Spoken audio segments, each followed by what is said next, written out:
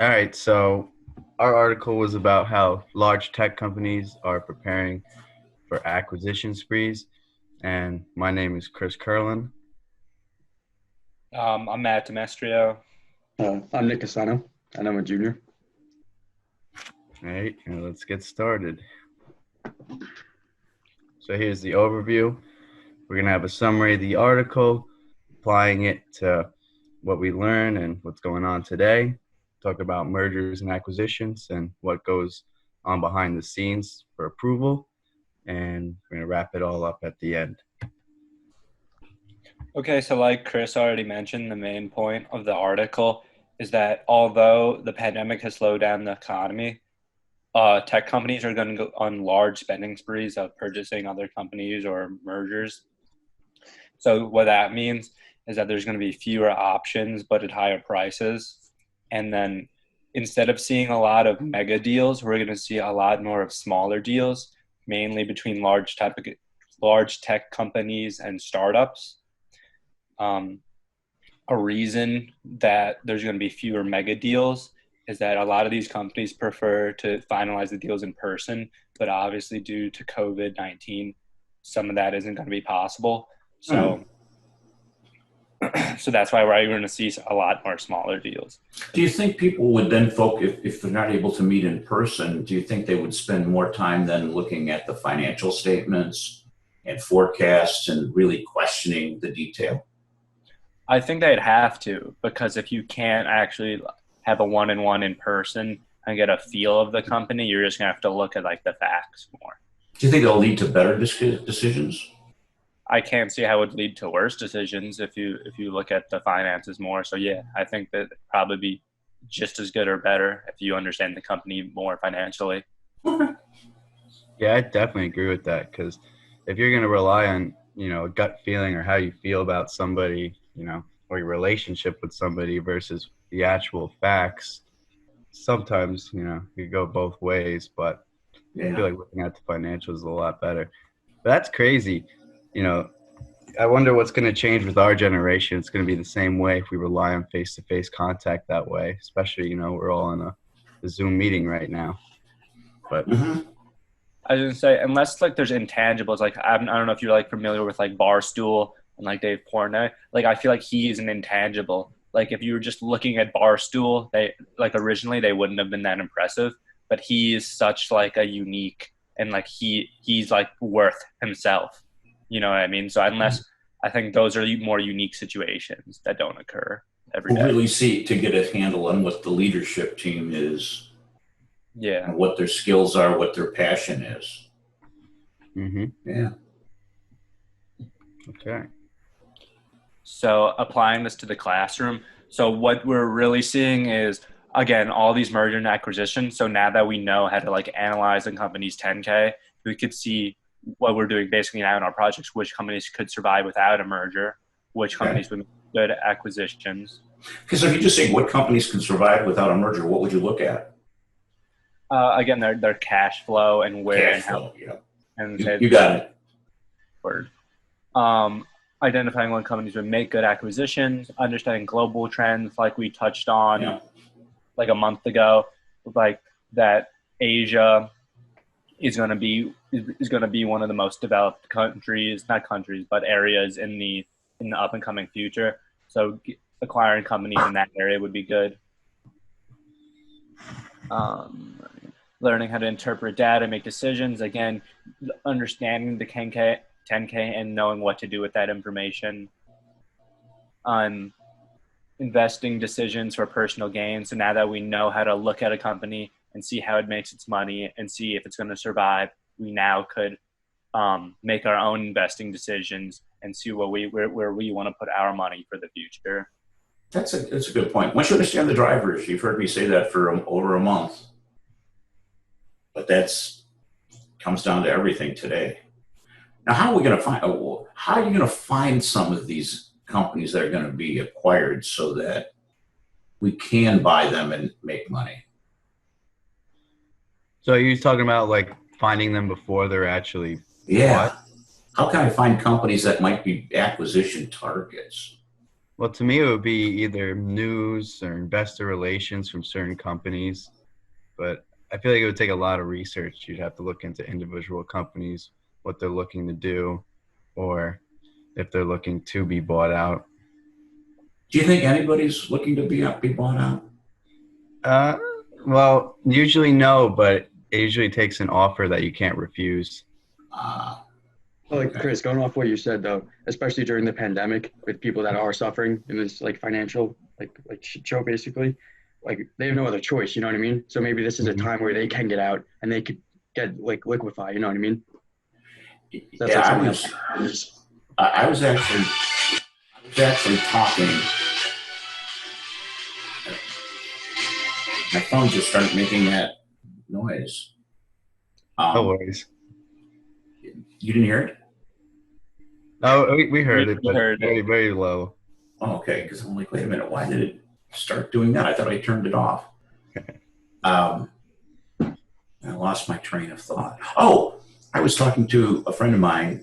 He's retired from, he worked for Kodak for like 30 years, and he's been involved in a startup now for about 5, 6 years. Okay. And we had the same discussion last Tuesday night. And he said this guy in Germany is interested in the company they have in this partner run. And he said, prior to this, I probably wouldn't have thought of entertaining this, but we've been working, we got a product that is marketable, it's commercializable. What we need some money to be able to bring it to market and put it into full production. And he said, but at the same time, if we get a good deal for us, you know, he said, does it matter whether the company is worth $4 million or $5 million? At our age, 2 million apiece is pretty good money. And he said, is it worth? He said, we're going to have to do something to either get really bigger or take a deal. So I think that some of the personal stuff for this is going to come into play too. I don't say that sounds like the time value of money. Is it worth all the extra effort to get to squeak out a few more like 100,000? Yeah, this is worth it. And does age come into play? I mean, would you hold on for another 100,000? If I'm I think I'm, retired already, I don't see why I would. What would you I right would now? totally. Oh, right now, I Yeah. mean, I think so because it'd probably be worth it because I have time to try to build a company and like make a legacy. Okay. But unless it was again, it depends on the sum of money. But it was like, but I don't know how if I had $1 million looking at me, I could say no. It depends on a lot. I think. Do you think it makes a difference if you already have $1 million? I think so. Interesting. Okay, go ahead. Okay. So, I think I finished that. hold on. This is me, but I just got to move the Zoom thing. All right. So, what is the government's problem? So, basically, whenever you're going to have a merger, the government needs to get involved because they regulate industries and make sure that no like one particular firm has too much market share. And they regulate this because it can be used to raise prices and decrease output. And in the end, this gives an entity too much control over demand and will hurt the end users because they'll have fewer options to pick from, less competition, and that leads to higher prices. In horizontal mergers, you're essentially buying out your competition, and it basically just will gain market share for the parent company buying. And when you're doing vertical mergers, you're basically going through the supply chain. So like you could buy, your supplier, say your paper company, and you have your middleman who sells it. You have your manufacturer, the mills and everything. You combine it, you can reduce your costs. And then in the end, you can actually sell it for a cheaper price and it'll benefit end users and basically just benefit the business overall. But isn't that, go back. Go ahead. So if you merge the supply chain, you take out costs. Right. When Why you would say that take be? on or take out? Why would that be bad I'm for saying the? it. I'm saying it's good. Oh, okay. Maybe I I'm misunderstood. a little bit. Let me try to rephrase that. Didn't come out exactly how I liked it, but basically, you're buying your supplier. So rather than you have two businesses, one who's selling the supply and one who's selling it to the end user, you can cut out the middleman, reduce costs, reduce price, do better with your competition, and benefit the end user as well. Sure. Okay. Yeah. But on the horizontal merger, that could reduce competition and thus lead to higher prices. Right. Okay. And then we have the HHI. So this is something obviously that's really important because when we talk about the Department of Justice and the FTC, we have to regulate mergers and acquisitions. So by having the Hirschman Index, it's basically the powerhouse for this type of thing because Okay. when you look at it's either this or it's going to be your actual concentration ratio, which later on the next slide I'll show you the difference of why they would use HHI instead of that.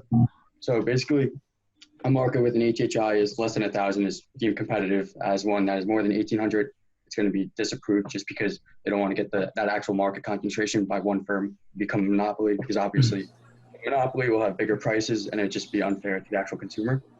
And then due to like the recent pandemic, many firms are going to try and make acquisitions because this is a good time where they can get maybe a nice discount on a company just because they need to liquefy or they need the actual cash. So I think the HHI will be a big thing that'll be coming up in the next coming months. And I guess a lot of people don't realize the actual like powerfulness behind this index compared to the concentration ratio. So Chris, if you go to the next one, talk about that. So this is actually a really good example that actually breaks down the main difference and like the main reason why HHI is probably a better or is the better choice for the DOJ. And that's just because the actual HHI takes into like account the larger firms and that weight that it takes. So for example, if we have the 6 largest firms and they produce 90% of the market, if we actually do the 6 firm concentration ratio for the first case, which would be 15%. So we'll take the 15% and then obviously you add all that up for the 6 firm concentration and it would be a 90% firm concentration. So you would think that would be, all right, like the 6 biggest firms take over this industry. So you think maybe, all right, like, what is that telling me? But then when you break it down into like the case number 2, we see that the largest firm produces 80% and the next 5 produce only 2%. So, but they both equal the same 6 firm concentration ratio of 90%. So it doesn't really tell us much. It just tells us basically, all right, these 6 firms have 90% of the actual concentration in that industry. But then when we drop down, we look at the HHI and we break it down to that example, you can see for the first case, when you have 15% of the top 6, and then you have that other 10% from the 90, and you give that 1%, it actually becomes 1360 HHI index, which to case 1 for the HHI and the case 1 for the concentration ratios, it do make sense because it shows that it's a competitive market. But then when you look at case 2 for the HHI and you have the largest firm producing 80% and the next 5, 2%, and then the other 10%, the other 10 companies have 1%, it's actually 6430. So it shows that there's a monopoly going on here, but that doesn't really get shown when you do the concentration ratios, which is very like. What do you think if I would think then in case 1 is where the most opportunity for future mergers and acquisitions are? So like it definitely would be because obviously, you know what I mean, when you have a more competitive market and you're doing mergers and acquisitions, you'll have more of that market share. Right, but it wouldn't disrupt the market. Like if that large firm, that 80% produced one of the 2%, they'd probably say no. Yeah, but like the thing is between like the concentration ratio, it's like that doesn't really show that there's like by saying the 6 firm concentration ratio for that case number 2, it shows it's just 90%. It doesn't really tell you though that there's like a monopoly going on. Meanwhile, there is because obviously you have one firm producing 80%, so they might like actually not allow like a merger and acquisition happen in that type of thing. But or like it doesn't really show that it's like happening. But when you actually do the HHI, it does show that it's more of a monopolistic industry. Could you do some searching to find out which of these cases exist within sectors or within subsectors or narrow securities codes, SIC codes? zip codes is identified as a specific type of business. Yeah, you could obviously you could just like I guess really do some research and really grind down and see what companies and industries have these type of correlations. Like you mean just trying to figure out what type of companies have the 15% in each industry, you mean? Well, if I were looking on case two, if I'm looking at a segment of the market by product or service, Yeah. I don't think there'd be a lot of mergers around case two with those assumptions. That's what I would think. Yeah. I think the merger opportunities would be in like case one. Right. Yeah. So how do I find those firms that are in case one so we could look at and make money? We could make a show on this, you know. Yeah, we could. Yeah. So are you talking like just do a general research in the industry and seeing, comparing revenues and sales when companies are leading the industry? Mm-hmm. Maybe that's it. Yeah, I don't know. I believe there's going to be these acquisitions. Mm-hmm. Absolutely. Definitely. But I want to know, how do I pick some of those companies now so when they do merge, I can make money? Well, or you can make money too. I'll leave it that way. Like listen to, I guess the news, honestly, like I know that it's like the news, but honestly, that's probably your best bet. You know what I mean? Because I honestly figure out where like what happened with Uber and GrubHub. That was something that I figured out by even reading this article. You know what I mean? So that's the first time I honestly heard about that. So it's something where if you do research and you do keep up with current events and you really look at it like, all right, like what's leading towards it? Like, I don't know. I feel like unless you work for that company or are really invested into that industry, it's going to be really hard to figure out beforehand what companies are going to be acquired unless you know that, all right, like say what happened with Sprint and T-Mobile. Like if you knew that T-Mobile needed to be acquired or that they were going to be okay with being acquired, I feel like, unless the news came out and said it and it was, or, I mean, I don't know what indicators really can give that result. It's hard.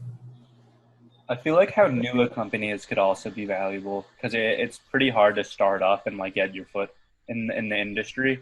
So that could also be an indicator. Okay. If one to pounce. I definitely, it's like all the elements come into play. And one of the biggest ones is still luck with that type of stuff, because if you're going to go into technology, say, and you're looking at new innovations, everybody comes out with this penny stock that's making this new invention or new technological advances. And if you can actually do real research and find out, where the tech industry is going, what direction, and what's really going to be coming in the future, you have better odds. But it's a lot of it, I feel like, would be luck. Like the same thing with biotech stocks, you got to wait till they get something FDA approved. You got to wait till they get that medicine that you were looking at actually like out to the public, or else it's just, it's a lot of luck in my opinion. But you can reduce that if you really do take time, do a lot of research in the industry and, get a grip of what's going on. You could also look at, like, if you go to the 10K, obviously it shows you what they want to do in the future. So maybe in that little notes, maybe there can be something there if you really do dig for it that says, all right, like, and if you do look at their cash flow statements and they do really have an access at the end of the day and they're looking to get like I don't know, acquisition might be something that they do touch upon. And especially in a time like this, is like, for example, for Apple, if Apple has in their 10K, okay, like obviously they'll have a good amount of cash flow because how good of a business they are and just what their 10K looks like for the cash flow statements. So at the end of the day, if you look at something like that and you know that the company is open to doing that, maybe that might not be a bad, it's not really more of a gamble. It's more of just like, that might be a way to indicate maybe that they are going to be acquiring more companies. So maybe we could identify more likely companies.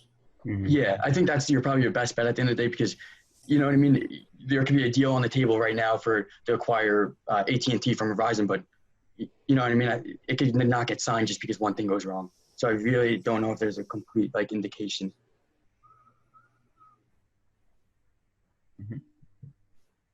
I'm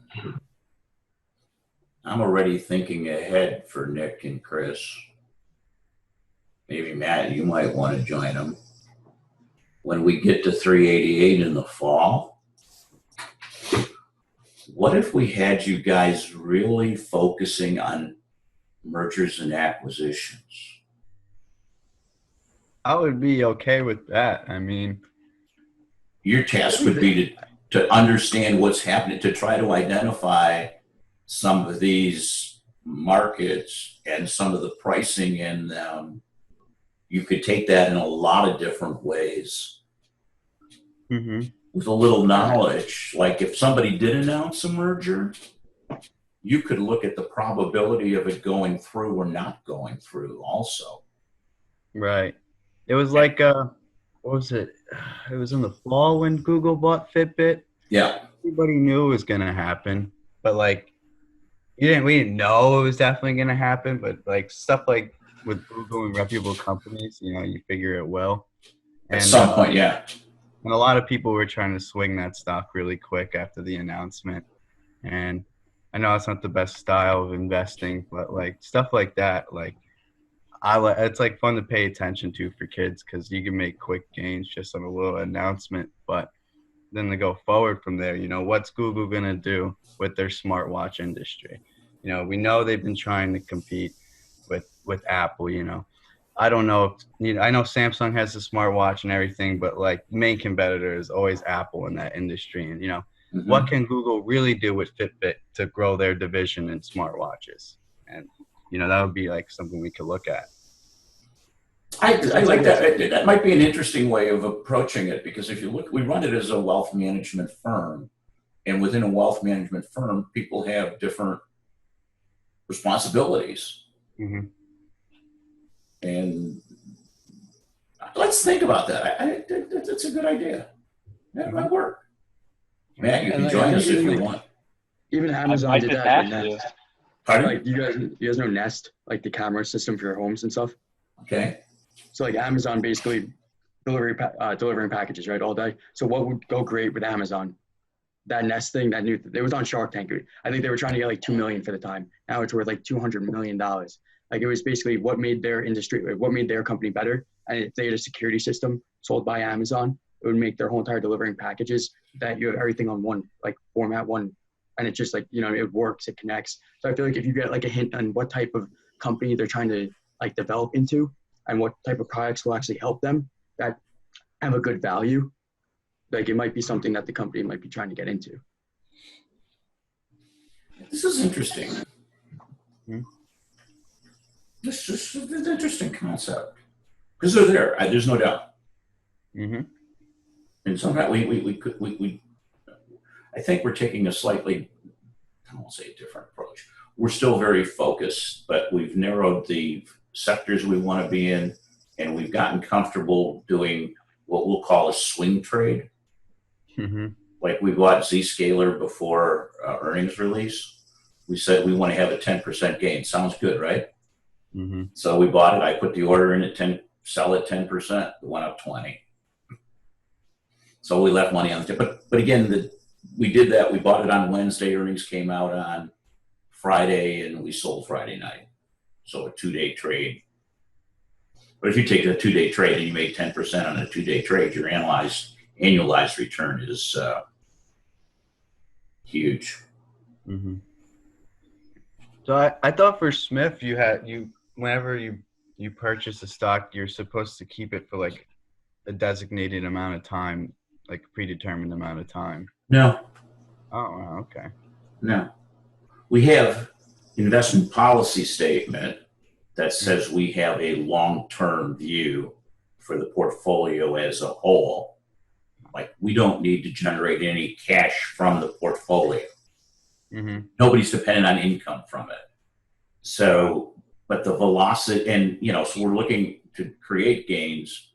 But if this is where it comes that if we say here's our buy point, we want to sell at this. If the sell price is achieved, we should move on it. So we're not holding things for life. We're more. I think we've gotten much more comfortable, and we can be in and out of stocks in a short period of time. And it's the quality of the analytics that decides that. Okay, if you've really done something very thoughtfully, and it's supported by facts, everybody would be willing to take a risk. Because that's what wealth management firms do when you think about it, take a risk. Right. But this could, I like the idea of mergers and acquisitions. We'll think about this.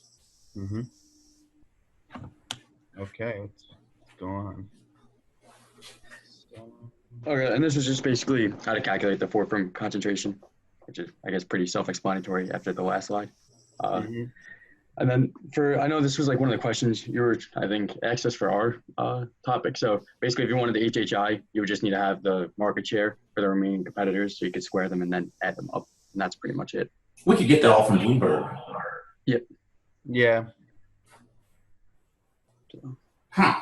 Okay. So now in that case, let me go back. So you got my mind working.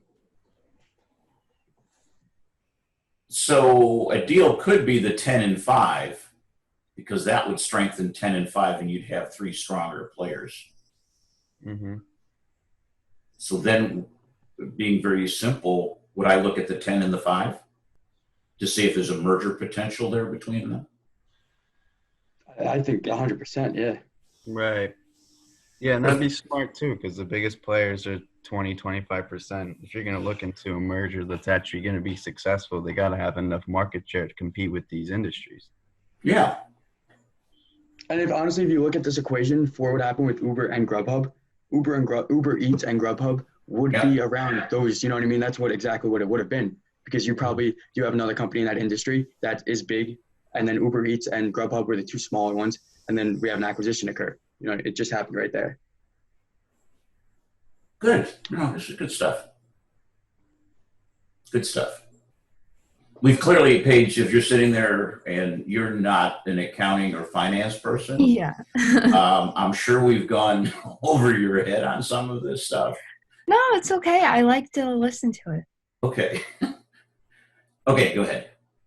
All right. So in our email, you mentioned that Michael Porter had his 5 different competitive forces for determining level of competition, and you wanted us to figure out, you gave us 4 of them and the 5th one, and we figured why you wanted us to know the 5th one, because that would be the threat of new entrants.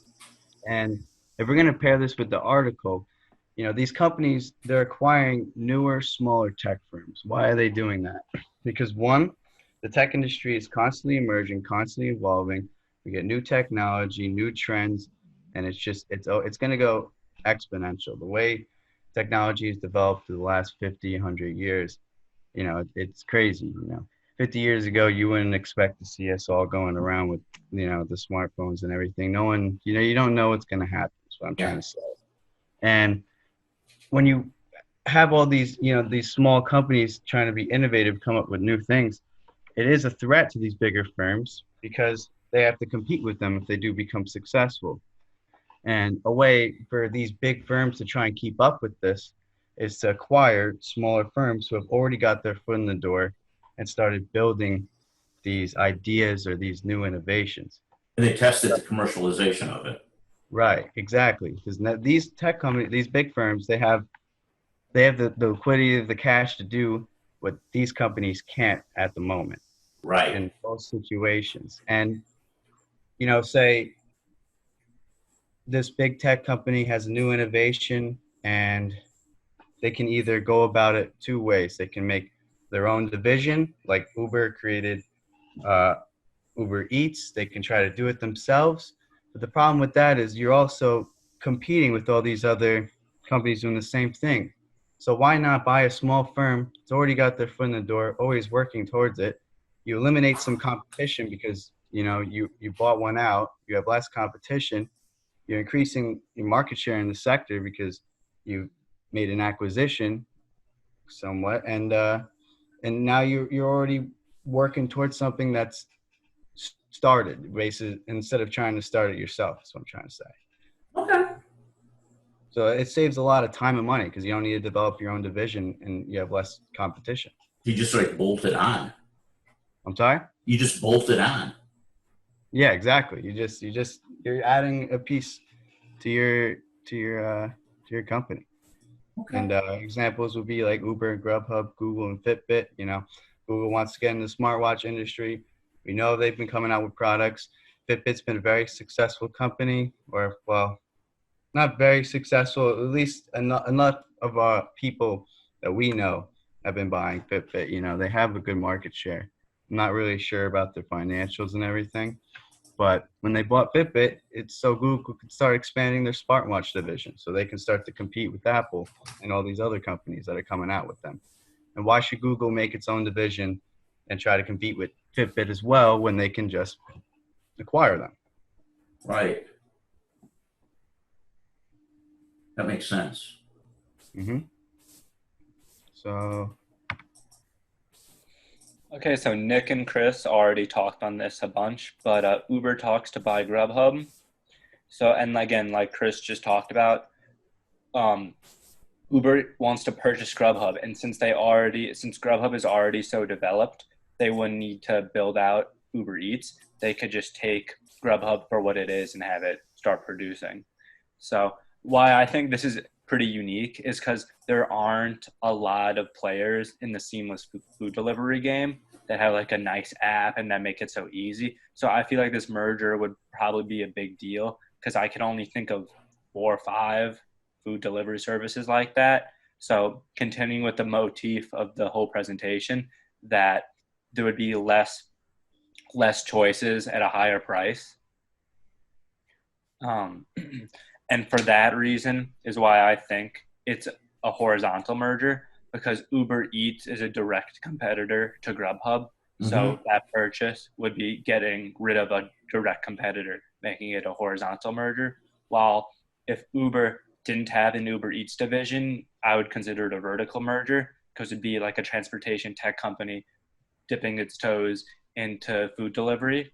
But because they have their own food delivery division, I think it is a horizontal merger.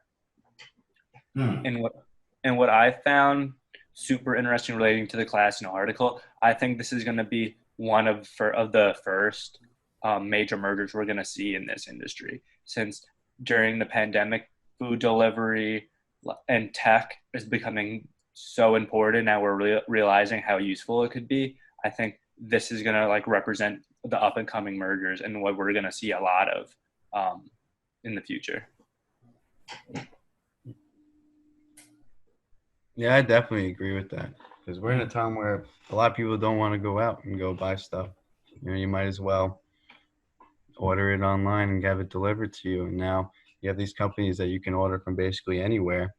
But I think the main thing that's going to make one of these companies successful is the reduction in cost, because it's still pretty high to get delivered. It's like $10 to get something delivered to you, and whether you're willing to pay that or not comes down to, you know, how well this business is going to do, how well GrubHub is really doing. I was So gonna say, I think. Sorry, I was gonna say, I think. you go ahead. I'm kind of getting lost what I'm saying. Yeah. No, I was gonna say, I think it could also be interesting what we see for like the seamless delivery industry, because I was gonna say, I know in California you could get some stuff delivered, some medical marijuana delivered to your house seamlessly, and just like. Don't you have that today? That's what I'm saying. That's what I'm saying in California. I don't know in New York, but I know in California there's billboards. I'm sure you can find it. You got a guy.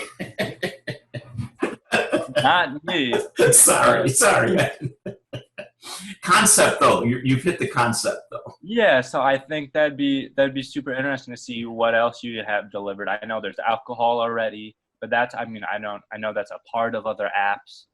It's just interesting what apps will make it their main thing, and what could be built off of that, I think. And it has to be it work with the seller. The seller can't be paying more for the service, or the consumer paying more. It has to be reasonable price. Right. That's what I was saying. Like, I was going to order GrubHub the other night, and it was $10, or it wasn't GrubHub, but it was one of those websites, whatever. DoorDash. I didn't want to spend $10. I'm like, I might as well just go get it. Right. And you got to find that price. You know, what's the consumer price where it changes from I might as well go get it to, all right, you know, I might as well order it. What's that price? How are we going to reduce the cost to get there? You know, that's what's going to change the game for these companies, I think. The price sensitivity. Right. Well, Chris, that's also why they started actually doing like promos. You know what I mean? Like, all right, your free purchase is free delivery and $5 off. You know, that will grab you. You know what I mean? Exactly. Okay. Okay, so you gave us a hypothetical situation where the two largest firms in separate industries both try to acquire um, another company. The concentration will increase by the same amount, but only one gets approved. So what I found is that they're judged on the same criteria, like the HHI or concentration, but the industry itself um, has a lot of variables to see if it will get approved. So I found the original concentration of the industry matters. So while the concentration would increase the same, the original concentration of see how small or large the market was initially comes into play. The ultimate impact on the consumer and consumption. So what is the goal of this merger? Will it benefit the consumer or hurt them? How will it lead to a monopoly or a partial monopoly? I think that's a lot what the DOJ looks into. So future market, will it help research and development or hinder it? Will it create cheaper equivalents? So what I found is it's basically what are the motives behind the merger. Obviously, both companies want to make money, and obviously they're doing stuff for themselves. But how will it impact the consumer? Will it increase efficiency? Will it result in cheaper prices? Will it be productive overall? And I think the industry itself comes into play a lot. So if it's a regulated federal or state industry, like I know two power companies or water companies or electricity companies wouldn't really have a merger because that's all heavily regulated and the state wants that to be the way they are. And I said, is it a good or service provider? I was going to say, again, that's kind of more with infrastructure, but I think that depends, that will influence the decision a lot. You've almost defined some of the things we would through this discussion of if you were running a mergers and acquisition component of the SMIF, you've already got a lot of the framework built, don't you? Mm-hmm. Yeah, I can think of that. And then relating this to the article, I think it's going to be interesting because again, if Uber didn't have the Uber Eats division, this would be exactly applied to it. That would be a vertical, or they're not really part of the same chain, but we're going to see this a lot of different industries dipping their toes into new things. And like Chris mentioned already, that if Google wanted to start something new, they would just buy a new company up instead of starting their own division. So I think that it's not a cut and dry, that it's very unique, and we're going to start to see that a lot as companies make mergers.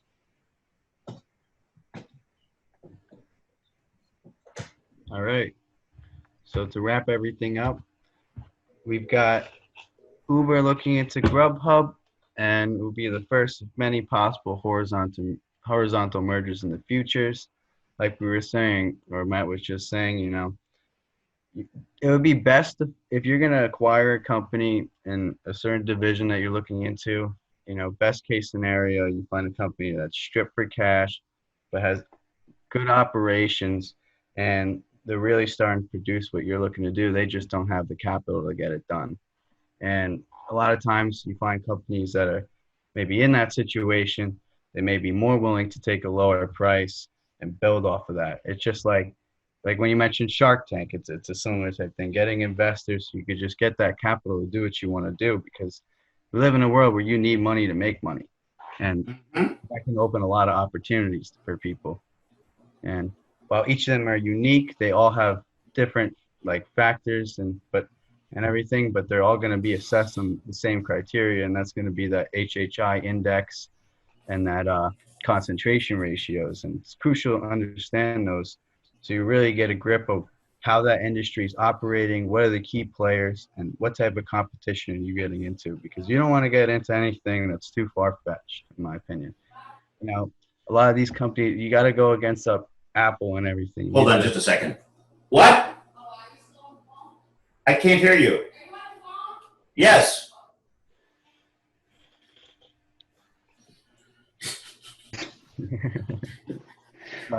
And yeah, a lot of times, a lot of these companies are going against big innovative companies like Apple and everything, who already have a huge market share.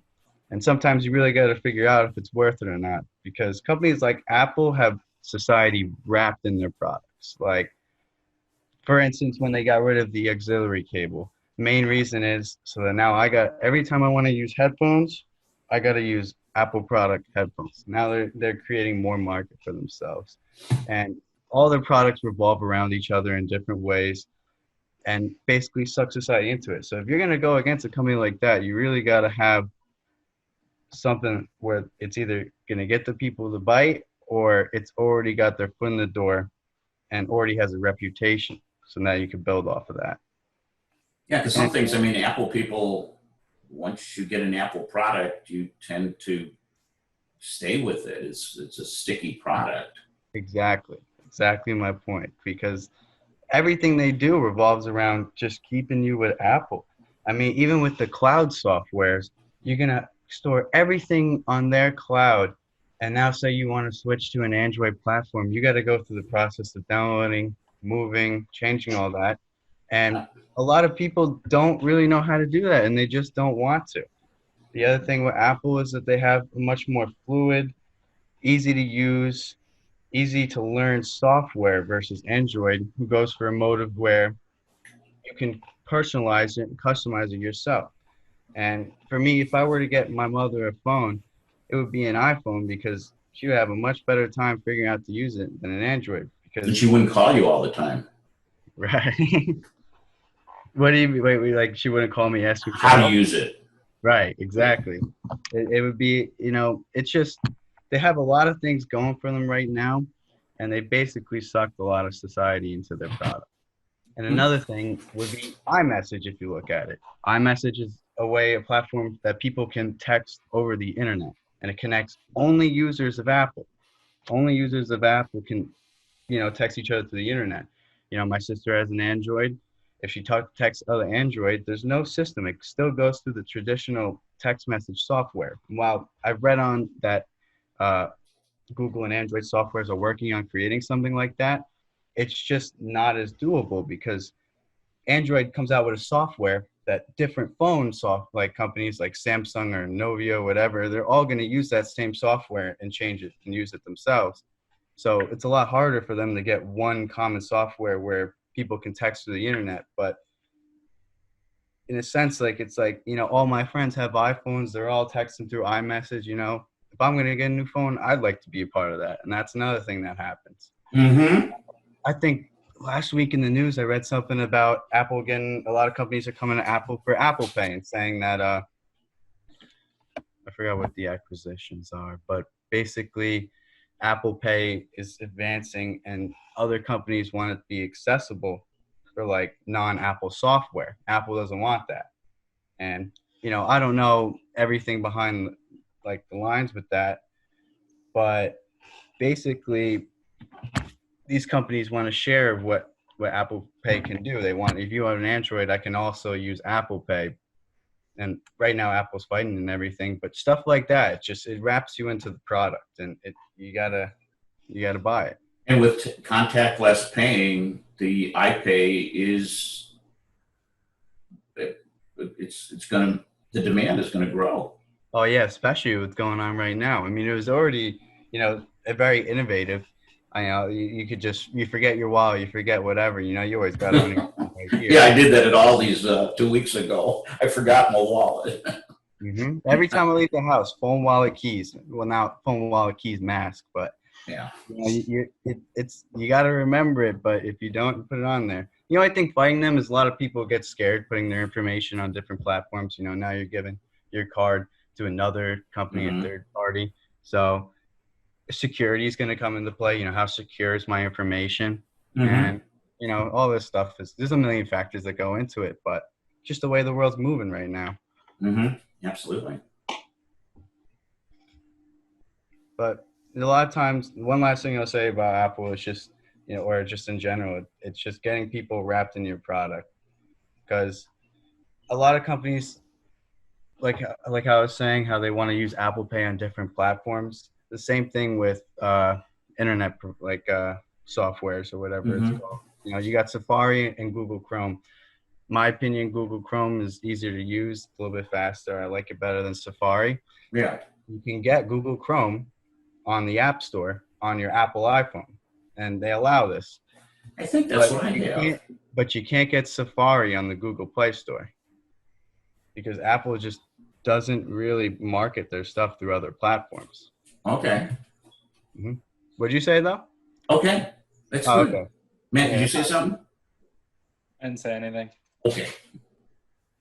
And yeah, that's pretty much it, you know. And that's what these tech companies are doing, as we were talking before. They're just acquiring smaller companies that already have their foot in the door rather than trying to build divisions. And, you know, they have the cash to get done what these little companies can't. Great. Super presentation, good discussion. I learned. You've given me ideas. That's great. Questions, thoughts? We are then good. I'll put everything in. If you guys could make sure you put, did you post that? The presentation? Yeah, I posted it last night. Okay, super. Talk to you guys later. All right. Thank you.